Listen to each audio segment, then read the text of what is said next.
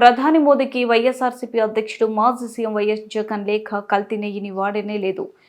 ఇక అపచారానికి తావిక్కడ. తిరుమల శ్రీవారి లడ్డు తయారీపై సీఎం చంద్రబాబు నిరాధార ఆరోపణలు. ప్రపంచ వ్యాప్తంగా కోట్లాది మంది భక్తులు విశ్వాసాలను దెబ్బతీశారు. కోట్లాది మంది భక్తులు మదిలో అనుమాన బీజాలు నాటుతున్నారు. ఇలా చేయడం దుర్మార్గమని, అన్యాయమని చంద్రబాబును మందలించండి. ఆలయ పవిత్రను దెబ్బతీయొద్దని గట్టిగా చివాట్లు పెట్టండి. టీటీడీ ఔన్నత్యాన్ని దెబ్బతీసేలా నిస్సిగ్గుగా వ్యవహరించడం తగదని బుద్ధి చెప్పండి. ఎన్నికలకు ముందు ఇచ్చిన హామీలను అమలు చేయడంలో చంద్రబాబు ప్రభుత్వం పూర్తిగా విఫలమైంది. మొట్టమొదటిసారిగా చూస్తూ ఉన్నాం. పిల్లలకు ప్రతి సంవత్సరం ప్రతి 3 నెలలకు ఒకసారి ఫీజు రీయింబర్స్మెంట్, పూర్తి ఫీజు రీయింబర్స్మెంట్ గతంలో వైఎస్ఆర్సీపీ ప్రభుత్వ హయాంలో అందేది. ఈరోజు 9 నెలలు 3 క్వార్టర్స్ అయిపోయినాయి. ఇంతవరకు విద్యా దీవెన లేదు, వసతి దీవెన లేదు.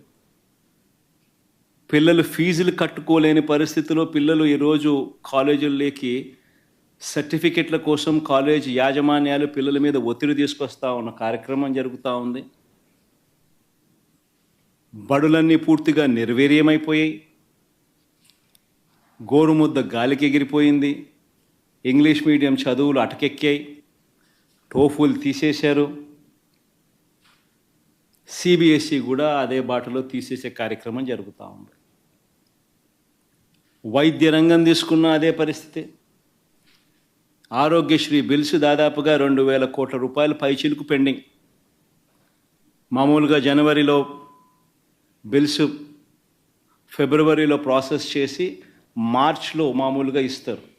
మార్చ్లో ఎన్నికల కోడ్ వచ్చింది, అంతే. ఒక్క బిల్లు పాస్ కాల. దాదాపుగా 2,000 పైచిలుకు కోట్లు Aarogyasri bills pending. Network hospitals ఈరోజు ప్రజలకు మంచి చేసే కార్యక్రమం, సేవలు అందించే కార్యక్రమంలో వెనకడుగు వేస్తూ ఉన్న పరిస్థితులు. 104, 108 సిబ్బందికి చంద్రబాబు నాయుడు గారు ముఖ్యమంత్రి అయిన తర్వాత ఇంతవరకు జీతాలు లేవు. ఆరోగ్య ఆసరా గురించి పట్టించుకునే నాతుడు లేడు. గవర్నమెంట్ రంగంలో కడతా ఉన్న మెడికల్ కాలేజీలను స్కాములు చేస్తూ, స్కాముల కోసం కాలేజీలను ప్రైవేట్ పరం చేయడానికి అడుగులు ముందుకు పడతా ఉన్నాయి. తిరోగమనం. వ్యవసాయం అయితే పూర్తిగా చంద్రబాబు నాయుడు గారి హయాంలో రైతు పూర్తిగా రోడ్డున పడ్డాడు. రైతులకు అందాల్సిన పెట్టుబడి సహాయం 20,000 ఇస్తానన్నాడు, ఇంతవరకు రూపాయల.